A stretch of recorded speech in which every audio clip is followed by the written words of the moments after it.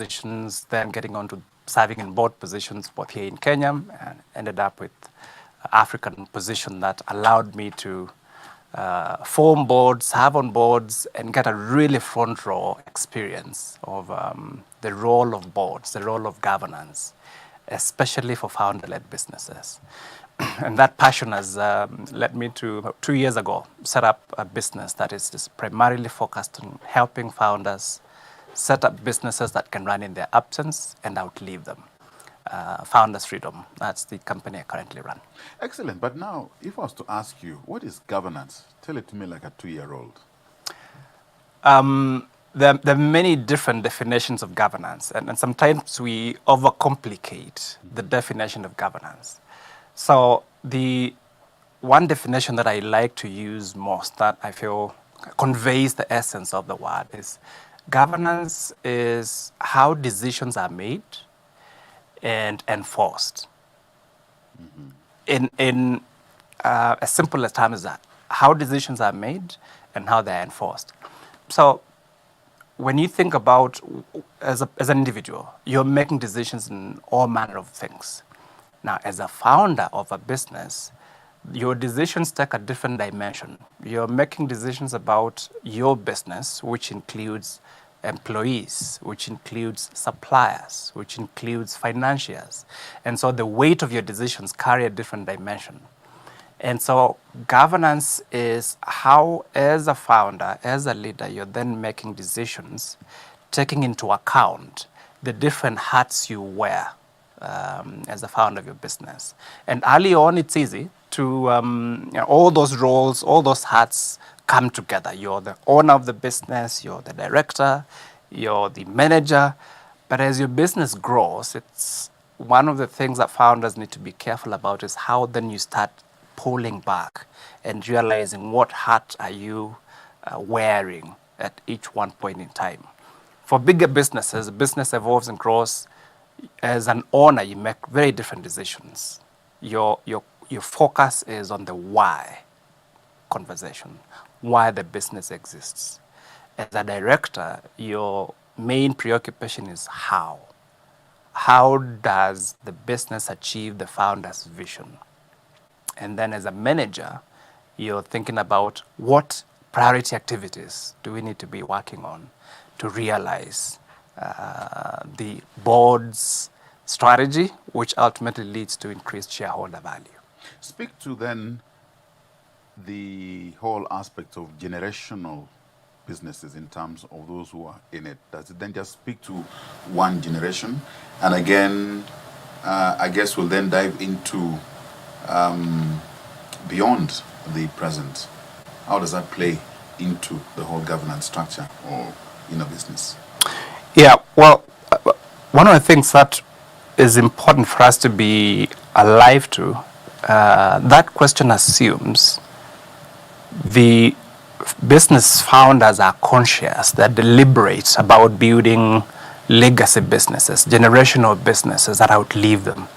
And I find the intentionality of a founder to set up a business with the intention of, this thing is so big, it's got so much impact, that I want it to run beyond me. That is a starting point. Because, truth be told, there are people who run lifestyle businesses. Nothing wrong with it. If your motivation is to run a business that puts food on the table, takes your children to school, pays medical bills, it's okay. That's totally fine. I started out in my very first job. I was manager of a savings and credit. And the story, the very romantic story about this loans was you borrow 100,000 and this client then came back, borrowed $500,000 and they had a small store, now they've opened a bigger one, now they have trucks. And you want that trajectory for all your members. And I noticed a certain clientele that wasn't necessarily following that trajectory. And so that got me curious into understanding, why aren't you moving from your little kiosk into a bigger store and then into a template? That's a template that I had. And for some of those clients, they were happy to stay in that space of we are happy to run this thing. It affords us the opportunity to pay our bills, take our kids to school. And when they come from school, we have the flexibility to close our business, be home with them, and that's enough. We put our kids through school, that's it. That was the whole point of setting up the business. Knowing the distinction between people who just want to run and they're happy with a lifestyle business, that's totally okay. But for the founder who is intentional about building wealth, setting up a legacy beyond themselves, that's a whole separate conversation. And then it's the intentionality of how do I set up my business so it can run beyond me. The conversation we've just had earlier about knowing the different hats of an owner, of a director, and of a management. As a business grows, it gets more complex. And that is what invites you then to figure out how do you bring other people to the table to help you in navigating the complex issues of the business. I have found the space of governance, the decisions you're making about your business, to be rather critical in helping you set up a business that can run beyond the founder. And so one of the areas that we've been very intentional in focusing is surrounding the founder with resource people, in this case, boards, surrounding the founder with directors who are able to improve the quality of decisions they make. You can't know everything. So get some unique skills around you that you can bounce off ideas on. I need help on my financials. I may be good at marketing side, product development, whatever it is, but you have your blind spots. How do you identify the right people to surround you? That governance aspect at the board level becomes really integral in setting up a business that allows you to separate yourself, have a separate identity from the business, and so the business can run in your absence. Remember, as a founder, as an owner of the business, that cannot be taken away from you. And so your preoccupation is making sure the business exists to serve the intent, what you founded it for, the why. You carry the vision of the business. You then appoint directors. And that's important for our audience to notice. You own the business, then you appoint directors. Directors want to get very clear. What is the mind of the founder? What is the vision you have for the business? Now, you take that vision, and the question around the board level is, how do we help the founder achieve their vision? Setting out a clear strategy to achieve that vision, resourcing that strategy, and providing oversight. The guidelines, the policy guidelines within which then the strategy is executed. That becomes a preoccupation of the board. And boards don't do the day-to-day work. So the board would then appoint, they hire the CEO, they hire the management, and charge them. At the management level, the main question is around, what do we do? What activities do we prioritize to achieve the strategy of the directors have given us, and ultimately grow shareholder value for the owners of the business. Now, when you look at businesses that you as a founder, you have a vision, there's a reason why you set it up or were involved in it. Then you onboard others to share that vision, buy into it, because you can appoint directors, get them to come on, but if they don't know where they're going, they might just drive it in the wrong direction, as it were. How do you identify the gaps, the needs for a board? What's the process, and how do you get to recruit or onboard other directors? Very, very important question. We've had conversations with different founders who will tell you, I have a board. I'm well aware of what boards do. I have a board, but it just doesn't do what I expect it to do. And the more we interrogate that question, we also have directors that we've placed on boards, and they come back to us and say, well, the founder, we have no idea what the founder wants. They've not convened a board meeting in a while. And so you end up with both parties quite discontent with their positions. And at the core of it is lack of a clearly documented vision of the founder that is able to clearly articulate, what does success look like for me? What exactly do I want my business to look like? When you're able to articulate what success looks like for you as a founder, it's a lot easier for me to then see, where do I plug in? So yes, you want to grow your business by 10x. You want to open branches in 5 new countries. At that point, it's easy to interrogate in a very objective manner, what different skills or different expertise do you need? And how do these different skills play in concert to achieve the clearly detailed strategy that is before us?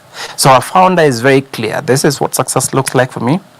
This expertise around the table, each one is playing a critical role, but towards achieving a common goal. It has to be a shared goal.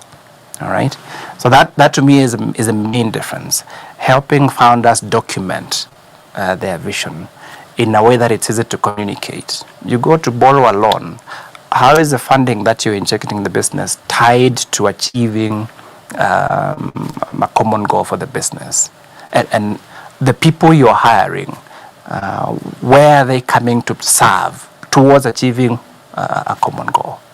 So as long as you're able to document what success looks like, it makes it a lot easier to then bring around the table the different skills that you need. And as a business evolves, you can also evaluate. When we started out the business, we needed expertise in legal, we needed expertise in financing.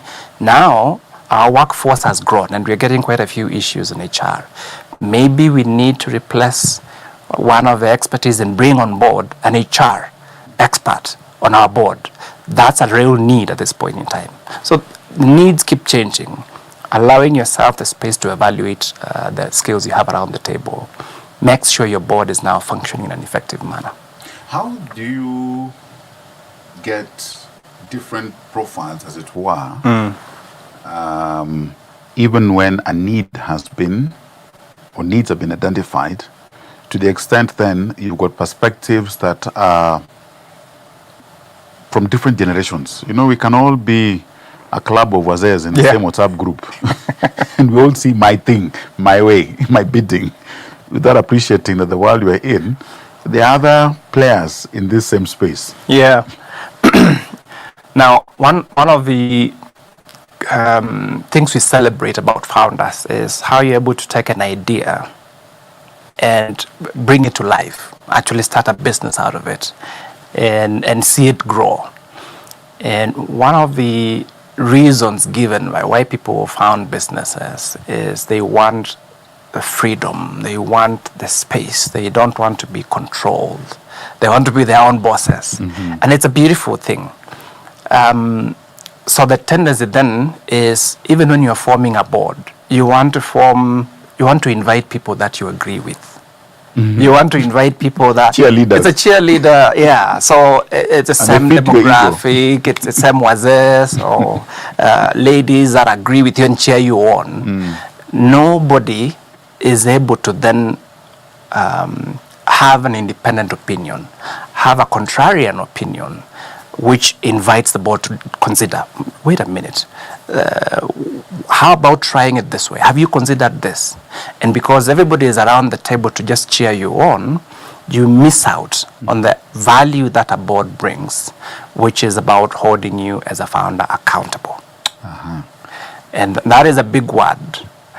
Founders, for the most part, are so passionate about their business. They're so convinced their way is the only way, is the right way.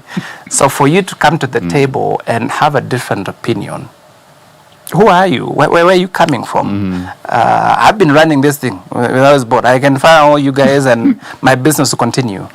And it's a place of having the right mindset to say, yes, I've grown my business up to this point, but this thing is bigger than me.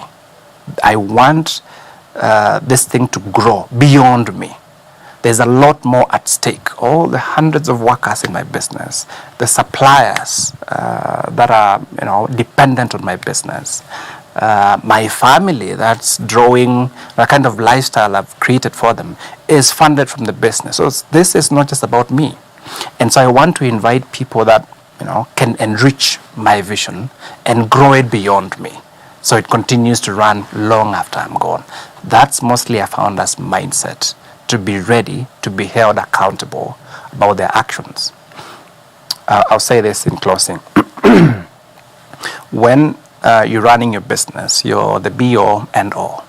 So you've looked at your books. This year you made 6 million in your net profit, and you're thinking, okay, so this would be a good time to use this money and go treat myself, the showroom car, drive off. Nobody's asking me questions. Go for a holiday, all well and good.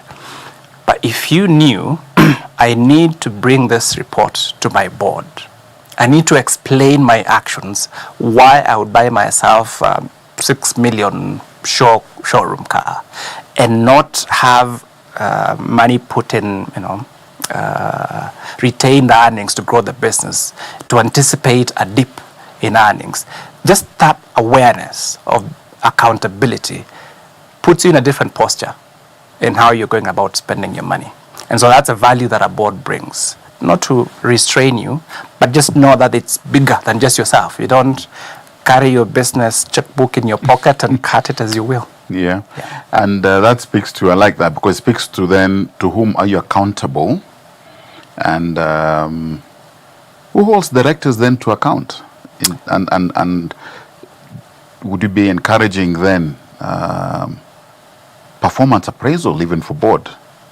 Absolutely. And when board members have to exit, do they also have exit interviews that you can get insights? Because we can speak like it's all nice, honeymoon, lovey-dovey, but vitu kwa ground is different. It's work. Yeah, serving on board is work. And that's one of the things that I had coffee with a friend of mine the other day, and he had been on a board for a little over 8 years.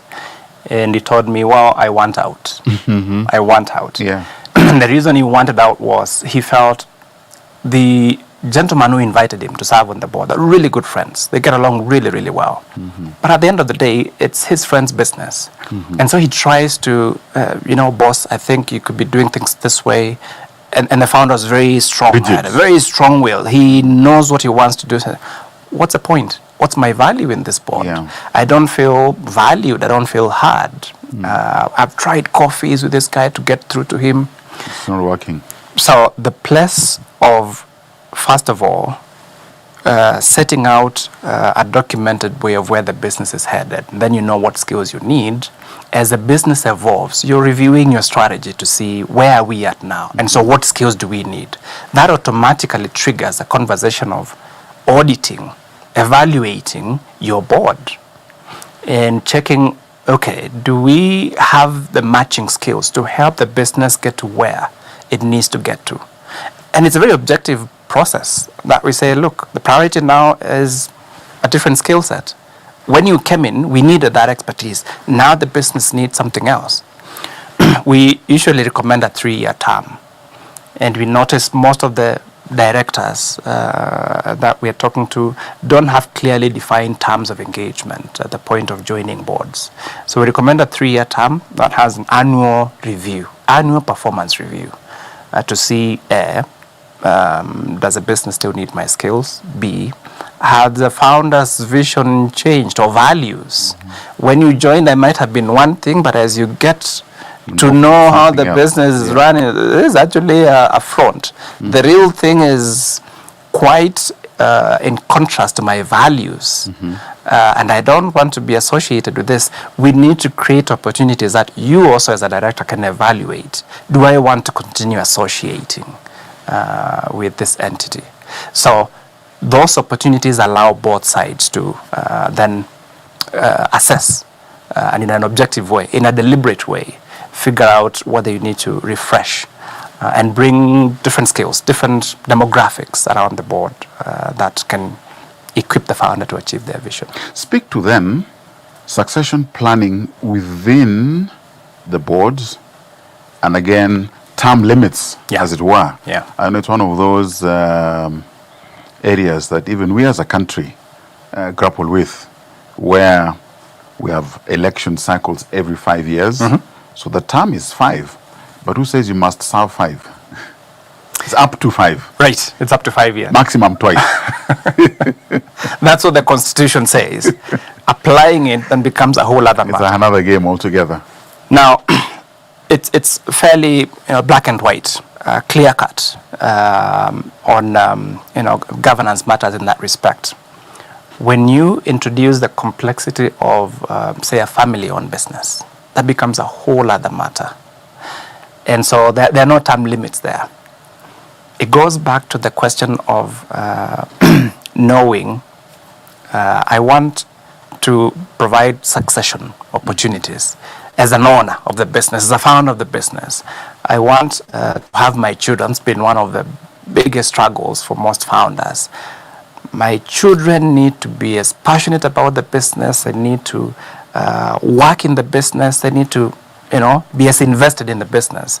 Because as a founder, that's how you've grown the business. Started from nothing. You've grown it to where it's at, working 12 hours a day, 7 days a week.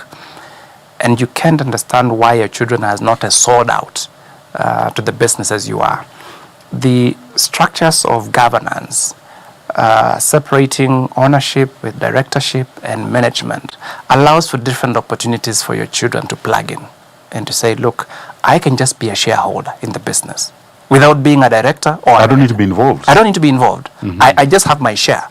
As a child, depending, of course, on the parent, if you so desire, I can have a share which makes me an owner of the business, and that's enough for me. We'll do our annual general meetings, and I get to check in, see how business is doing. I get paid my dividends, and that's fine by me. Others would want to be involved at the board level, that I don't have the time to work in the business. I'm not as passionate about the business, but I want in. I want to sit at the board level and get to influence policy decisions at that point, while I'm still doing my other things on the side. And if you're lucky, you could get some of your children that want to work in the business. Just work, and not necessarily work at the top, but in the business at whatever level. Exactly. So by providing those options, it's not a take it or leave it. You're either in the business, you're working in the business, or you are not. There's more opportunities for allowing the business to run. Actually stay in the family, manage your succession planning without making it your style, where you are coming from, how you did things at your time may be different from the way your kids want to do, be involved in the business. Are there different types of boards? And is there the ideal board size, or does it depend? I mean, you could have a board, I know one will say have an odd number, but the odd number, you might find that, Yeah. 3, 5, 7, 9.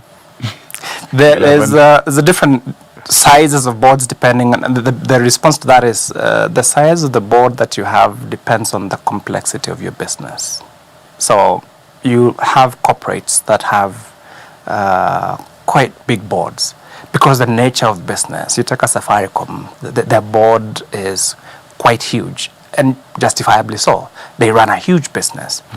For the clientele that we are serving, SMEs, commercial enterprises, your business, especially if you're starting out, you want to start with a reasonably smaller number that then allows for you to build consensus relatively quickly without having too many voices.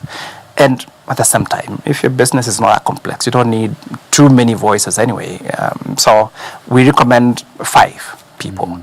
You could even start with assuming 2 owners of the business who would also be directors, get 3 independent directors around the table. So that should start you off with a team of 5. As the business grows, once you get familiar with how this thing works, you can always add new voices around the board to let it grow. To your question earlier on the different kinds of boards. There are many. We've given boards many. You've got management boards, you've got supervisory boards. I told you I worked in ASACO once, and that's a big deal, a supervisory board.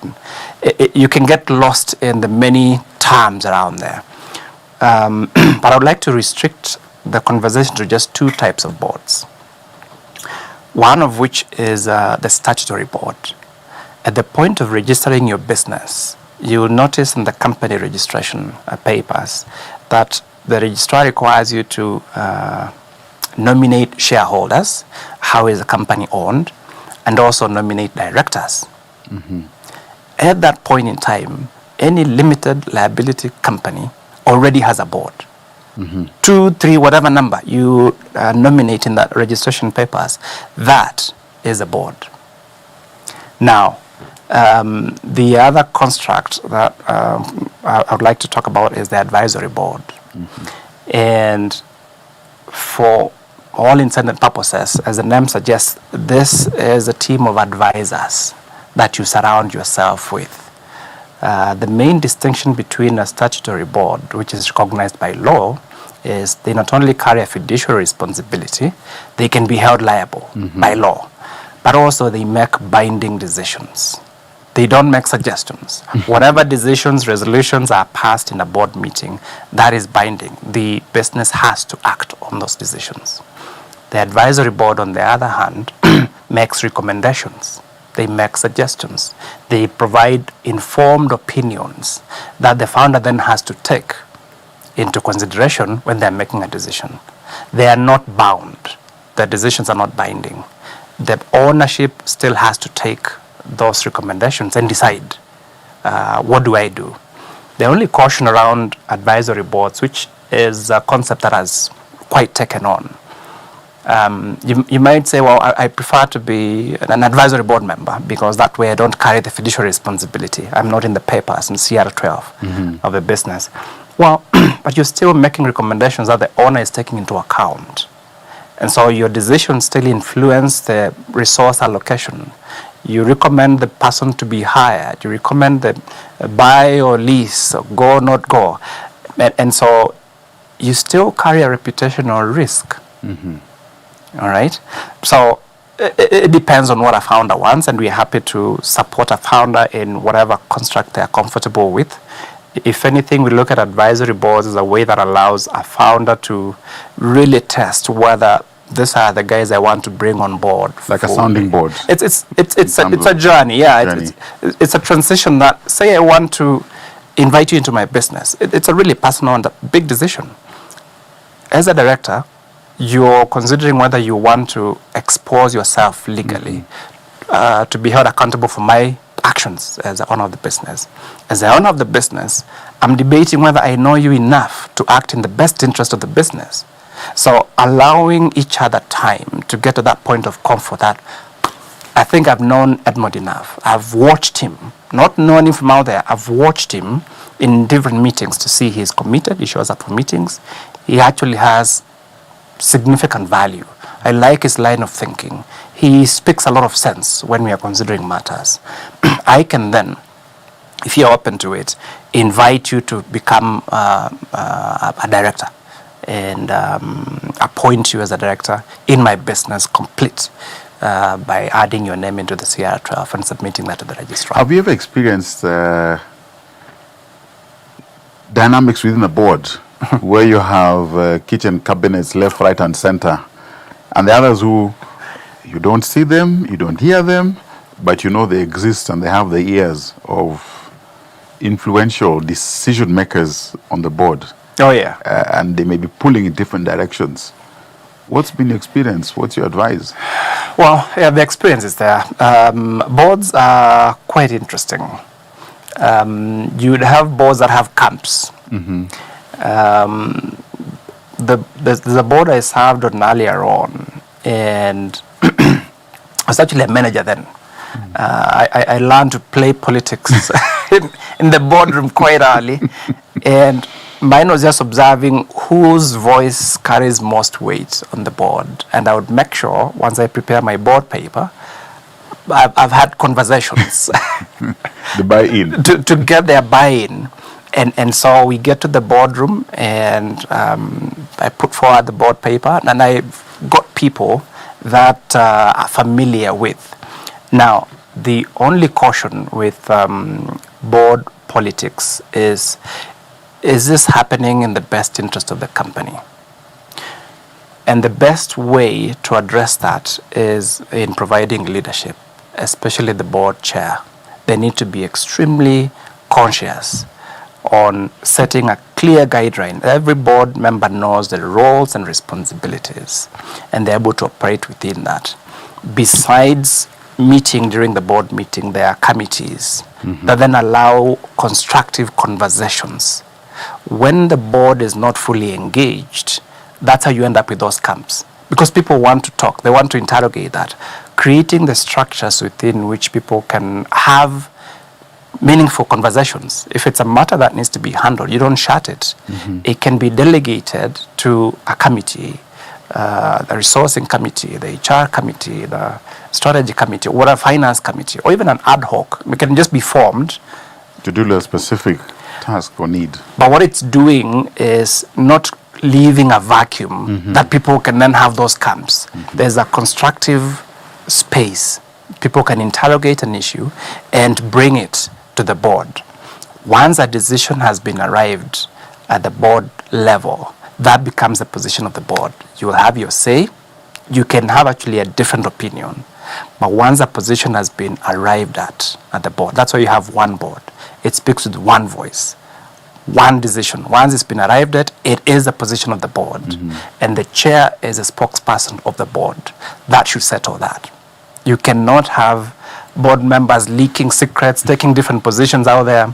That's a no-no. And that's why I'm emphasizing on the role of the chair in making sure that leadership is provided. And then, what makes boards effective?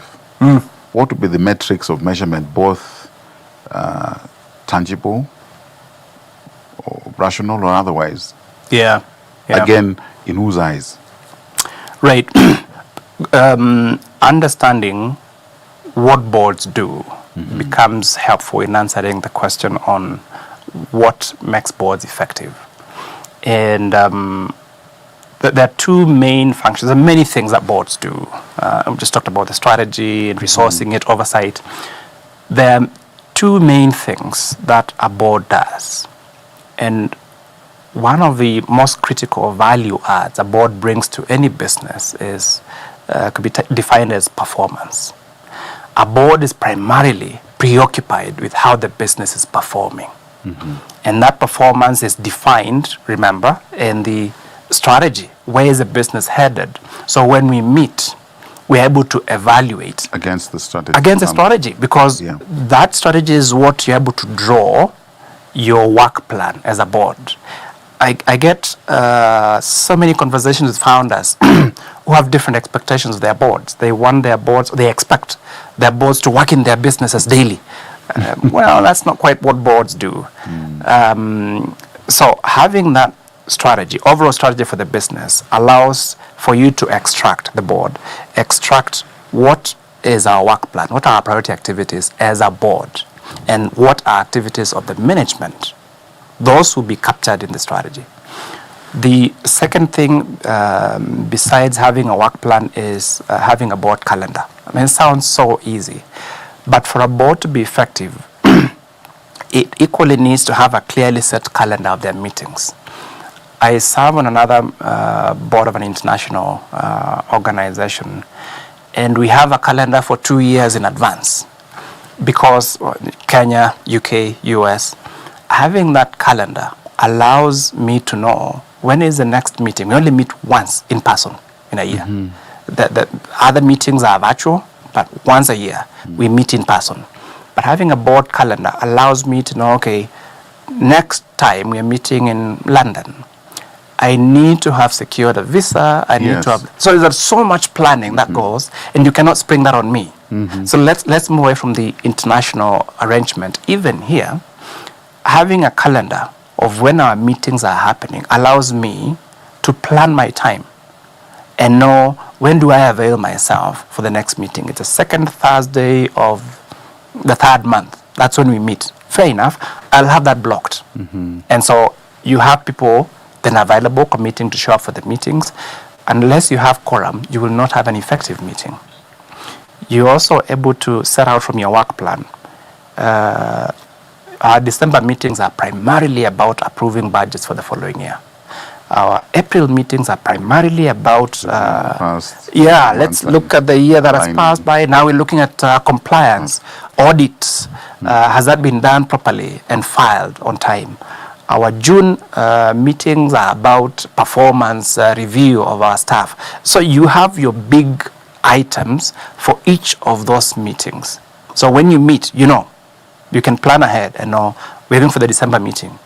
We need to have received in the board packet, we need to have received the budget estimates for the following year. That's the main agenda. And so you're not haphazard.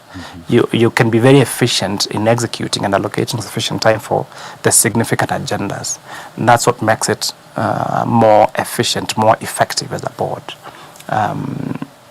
And again, constitution.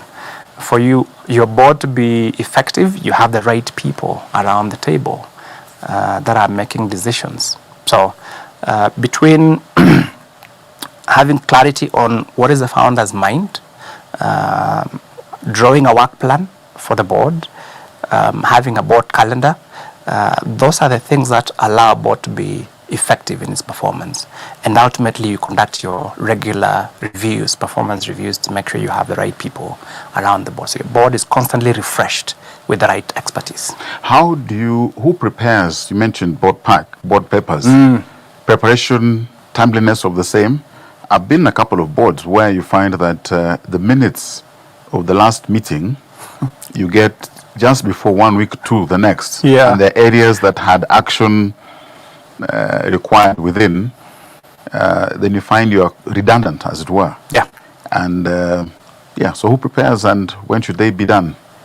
It's a really important question, because it goes a long ways in making a board effective, a board perform its functions well. So you meet as a board, that meeting needs to have been convened. Convening of a board is the function of the chair, who is able to put together the agenda and send out the notice. All these things, remember, would be detailed in your board charter, a document that outlines how a board behaves, the roles, responsibilities. In your charter would outline what notice do we give people for meetings, 7 days, 21 days, whatever it is. So you get the chair playing that role of making sure the notice goes out in good time. And if there are discussion papers, they are also circulated ahead of time. Now, it's not the chair to do this, but he causes these things to be done. Ordinarily, you'd get your senior management, your CEO, putting together all these board packets, all right, or the board paper, to present to the board. Alternatively, if you happen to have a big enough board that has board committees, the committee chair, each of those committee chairs would have a report to bring to the board. So between the management and the different committee chairs, you have sufficient work in preparing board packets that are put together and sent. Our recommended promising practice for helping board papers get out ahead of time is at least a week. At least a week before the meeting, make sure all the board packets are sent out. Allow people time to review the papers ahead of time. During the meeting, making sure there's a designated note taker, capturing the proceedings of the meetings. Now, depends on the size of your business and if you can afford it. But minutes are rather serious in boards, because they actually form the evidence that a meeting was held, a resolution was passed, and how is that resolution framed? Remember, in most businesses, the understanding of resolution is when you need to open a bank account. Yes. And the banks have seen all manner of businesses so they had to develop their own template and tell you this is how. It's structured this way. Because the resolutions are really serious. It needs to be framed in a way that it's actionable.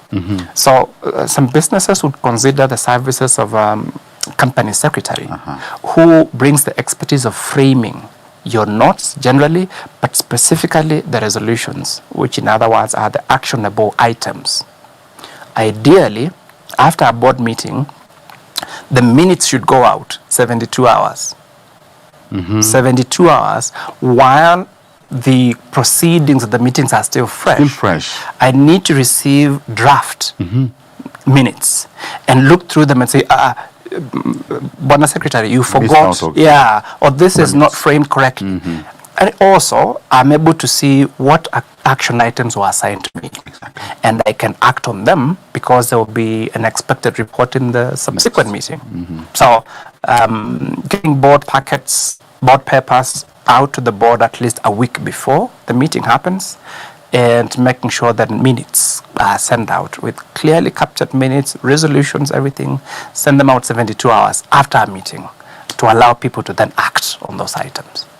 How do you deal with errant board members who are just, everybody's going east, they want to go west, or since they're not on the driver's seat, they want to drill a hole in the boat? Well, that can be a real pain for a founder, because you want to focus your energies in growing the business, in growing in the same direction.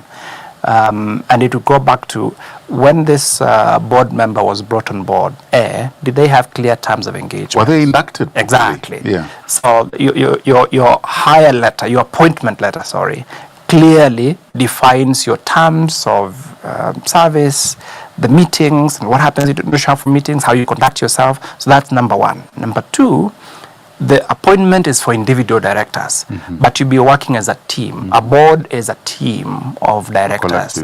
When you come together as a collective, the induction happens, how you conduct yourself as a board. So that induction is also a big deal. That makes sure this team is properly equipped with how to conduct themselves, what is expected of them in executing the mandates as a board. So it then becomes easy. And it needs to be had in the open. I mentioned earlier about directors creating camps and leaking board secrets and all manner of things. The role of the chair is to very quickly call out such behavior and address it in the board meeting and say, well, we have a situation that we need to address. X, Y, Z, that's an acceptable behavior. And the reason for lack of a better word, this public lynching, it serves two purposes. One, it calls everybody to the attention that we are operating within clearly set out terms. There is what governs us as a board. But also, it provides an opportunity for the individual members to really step up on their role. And we are bound as a collective. It's not about me. It's us. Now you're a founder of a business. Right. You've been at it. It was a passion.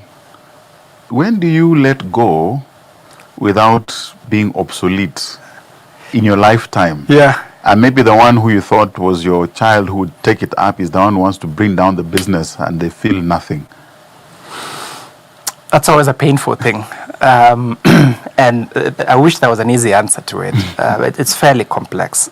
Governance is different for different business. That's generally agreed principles. But what I would say to that is, one of the struggles that we've seen, we formed a board the other day for a founder who's been at the helm for 40 plus years. Wow. And he feels his children are not quite there yet to hand over to. So he's now seeing the runway is almost ending, and I need a board that can provide some sort of coaching and mentoring to my children to see how decisions are made before they fully take over. I know of a friend of mine that started a board from the get-go. The second month of starting his business, he was very clear he needed a board. So as to the time that you set up a board is different. To your question on how do you let go? One of the biggest struggles for most founders is, what do I do? My business has become my identity. This is what I've been doing for the past 20, 30, 40 years. It is you. This is me. The banks deal with the business because they're dealing with me. They know me. Customers come to buy from me because they know me. So you cannot separate your identity from that of the business. And the beauty of these governance structures allows you to really separate yourself from the business. That's why we call our business Founders Freedom. Helping founders embrace governance for their businesses actually allows them to enjoy freedom now, because this is not just your burden, but you've been able to bring other people clear on their roles who can share in that burden, and you can actually have a break, and the business is continuing because it's not just dependent on you as a person. You're growing something bigger than yourself. It also speaks to succession. As you're able to pull yourself out, you very quickly see, the moment I stepped away for a holiday for a week, things went south. So that's a gap we need to address. Maybe you don't have, and you're doing this while you're still around. Your children are able to plug in, and they know clearly at the ownership level, director level, management level, they see where they can plug in. So if it's my child, I want to take over my business, still early days, but we're having those conversations already to know where do they plug in, what exactly am I doing, what role would they play. So allowing this conversation, this process to start as early as possible, then invites them, and you step out, you see what they are doing, you allow them to make mistakes. We call it a fail-safe mechanism. Things can go off the rail without jeopardizing the entire business, because you've only allowed them a specific mandate. And then you can come back and say, that decision you made, this is where you went wrong. So next time, this is how you do it. But you are around to see that, to observe that, to bring things back on track. So eventually, because that's inevitable, there actually will be a time you will not be there. You've been very deliberate in bringing other people, including your children, onto the business so they can then run with it, and you can rest easy. I mean, you're still an owner drawing a dividend, that is there.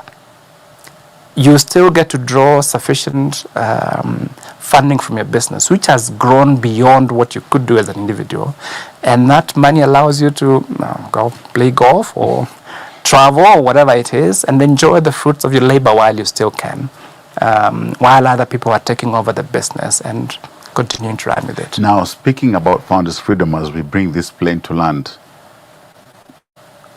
that was passion in you being realized. Correct. How long has the journey been? What has been your experience? How do we engage? It's still early days. I mean, we've barely been this for 2 years now. And it's been like with any business. We've had our ups, we've had our lows, but a big part of that has been driven by the passion to do this.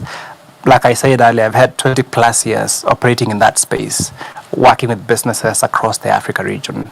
And so combined as a co-founders, we've got about 30 years of combined experience. So it's an area we are both passionate about, but equally familiar with the terrain. So the biggest thing that I would say for us, and the big work that I see ahead of us, is limited awareness that we're seeing around the space of governance. People needing to understand what is governance, how does that help my business? People needing to understand, where do I get good directors? Yes, I hear what you're saying, but where are these good directors?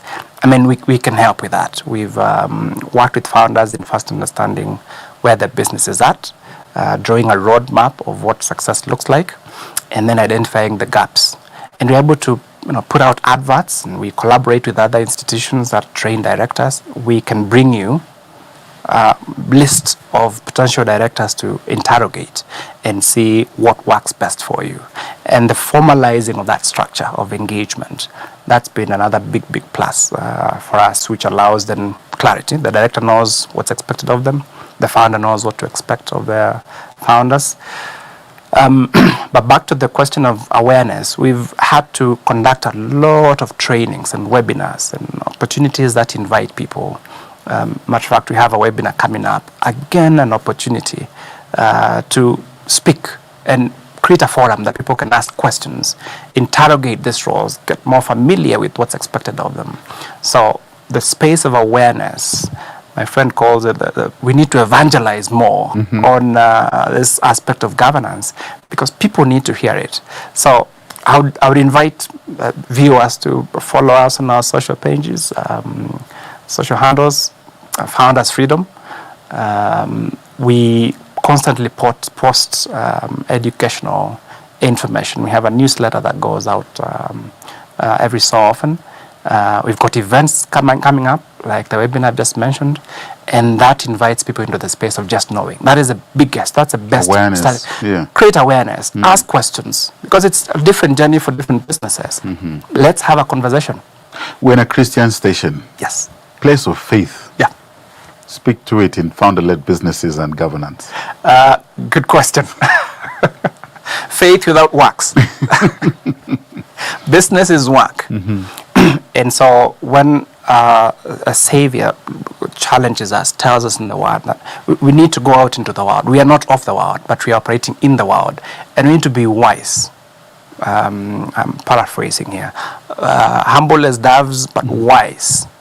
That wisdom is what then brings you to a place of acknowledging, I'm not doing this at my own strength. This is bigger than me. When you think of the businesses that have failed in our country, just because the founder was not able to embrace governance, be held accountable, invite other people to submit themselves into the wisdom of people around them. That, to me, is the biggest value that you can do as a leader, and as a Christian for that matter, that you acknowledge you don't have monopoly of knowledge, of ideas. There are other people that can actually benefit and uplift you, and they mean well, they want to help you. But with all good intentions, again, let it be clearly structured, clearly defined, so people know to operate within the defined structure, help your business grow. You're creating employment.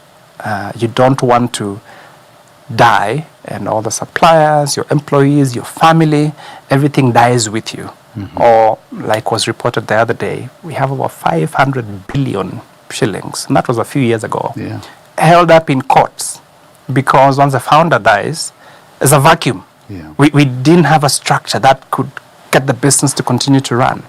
So starting the conversation early, being honest about it. Succession planning almost sounds like writing a will, and people are just, ooh, why are we discussing death?